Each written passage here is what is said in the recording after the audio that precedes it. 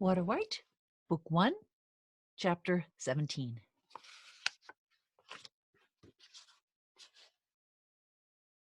But Chimney and Orville did not come back. Dinner ended, nightfall descended, and the suggestion Celeste planted in Blanche's mind was wearing off. Despite Celeste's many attempts to communicate with Orville since releasing the children for dinner, she heard nothing. It frightened her. "Ritual!" Blanche shouted, and everyone in the house met to walk to the pond. "If he's not back by ritual's end," she glared at Celeste. "I'll go find them," Celeste responded. She watched Mac escort Teresa across the lawn and the younger children run distantly around them. She also remembered her promise to visit Teresa in the garden. She wasn't ready to face the other villagers at the pond and hoped the return of Chimney and Orville during ritual would give her reason to leave the strange gathering. Nick was the last to join the group. "Come on," he said to Celeste, who didn't want to leave the porch. She strained her eyes to the north. "He's been late before." Reluctantly, she followed. "Hey, this is going to sound stupid, but who's Odin and why do we call his name every night?" He smiled. "It's not stupid. Some of us is starting to wonder the same thing.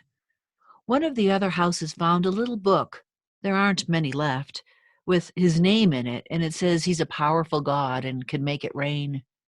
People say gods work in their own time, so we just have to be patient." Celeste loved the sound of his voice, and even though he wasn't looking at her, she remembered the mischievous glimmer in his eyes. "The water still runs in the houses," he continued, "but no one knows for how long, and the pond's getting smaller." They got to the edge of the pond, and as soon as the last person arrived, the chanting began in an eerie, mesmerizing rhythm. Celeste could feel their eyes upon her, but as she met each gaze, she saw fear before they looked away. The chanting ended as abruptly as it had begun, and the population dispersed. "Why are they all avoiding me?" she asked Nick on the way back to the house. She thought everyone would be interested in meeting the newcomer. "You're here because your village was oozed out. That means it's still growing. They're afraid." "Is that why I heard screaming and crying last night?" "Oh, you heard them?" Nick seemed surprised. "Well, yeah, it reminded me of when I used to wake up from nightmares." "It's for the good of everyone," he explained. "People who are noisy at night live in the nightmare house at the far end.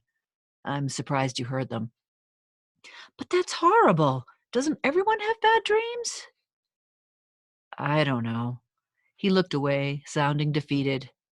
"I don't get to make any decisions around here." Back at the house, the children withdrew to bed for the night. Blanche was in the kitchen when Celeste and Nick returned. "I knew I should have sent you away," she snapped at Celeste. "Chimney never missed ritual until you showed up with that monster." Mac entered without Teresa. "Now what?" Blanche questioned Mac as sharply as she had addressed Celeste. "Where's our lovely Teresa?" Mac looked troubled. "She's back in the garden. Seemed like she wanted to stay there." "Whatever," Blanche returned her attention to Celeste. "I'll go now. I'll find them." Celeste turned to leave.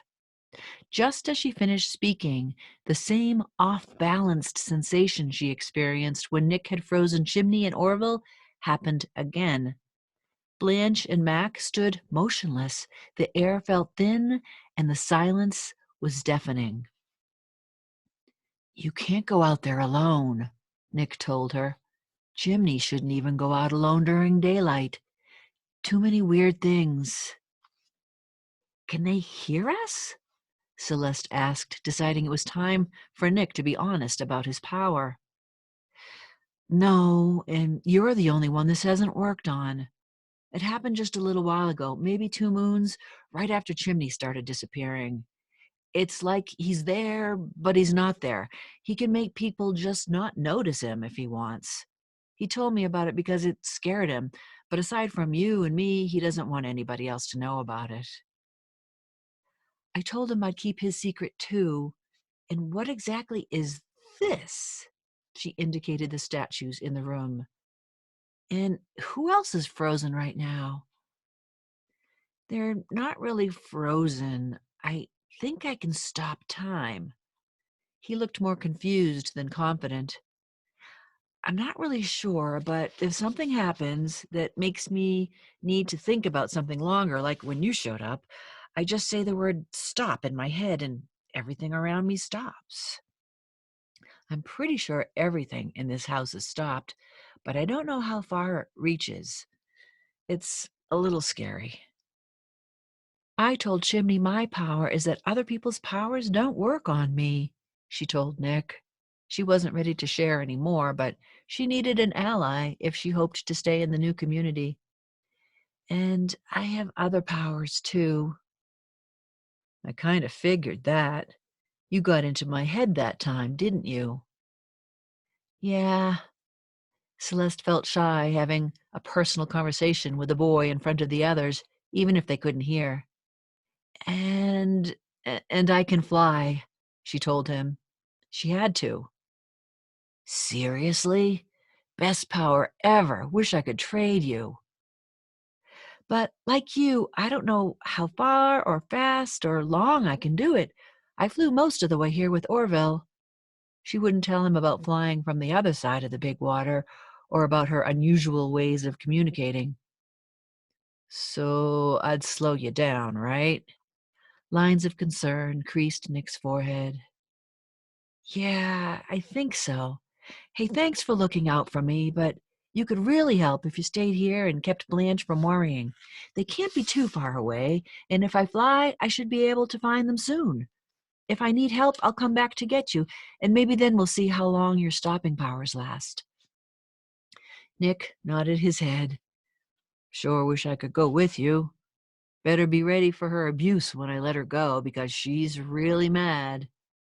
He nudged Celeste back a step and returned to where he was before he stopped time. I forgot to do this the first time I tried it on Chimney, and that was how he found out about my power. For what it's worth, she said, I think what you can do is pretty awesome. She thought she noticed his face flush. Ready? He asked, and she nodded. You bet you'll go now, and don't even think about coming back until you find him. Blanche picked up right where she'd left off before Nick stopped time, and she wasn't talking about Orville. Shouldn't someone go with her? Mac asked. I'll go. There's no way she should be out there alone. Celeste hadn't considered Teresa's guardian would care about a newcomer as well. She was touched by the concern in his voice, but she needed to move quickly. She sensed her friends were in danger. Why don't we wait just a bit longer? She offered. They must be close by now. She looked at Nick and thought, it's time, Nick. Stop them, and I'll hold them as long as you can. And stop them and hold them as long as you can. He got the message, and all was quiet. Brilliant. You'll find them and bring them close to the house and then return. Remember where you're standing right now. And when I release them, Blanche will say, you can't wait any longer, and then they'll be here. I'm gonna like having you around. Celeste blushed. I'll be fast. Thanks for helping. She ran outside into the darkness and looked around, her vision as clear as if it were day. Teresa sat in the garden across the pond, motionless, each of her doves suspended in flight above her. Nick's power was strong. He walked outside to see her off. You be careful, Pipsqueak, he said, and she wished she could share all of her secrets with him. It felt wonderful to fly again, and within moments she was over the hilltop where they first met Chimney. She landed near a patch of snoodles, saw evidence of gathering, and looked around, hopefully. Once again she called out to Orville in her mind and called the boy's name aloud. Nothing. Back in the air, she flew northward, scanning the ground beneath her constantly. Her heart leapt when she found the Big Dipper, but her dread at heading toward the distant big water made her feel ill. Where are they? She wondered. And what if I'm too late? That ends chapter 17 of Waterwight, Book 1.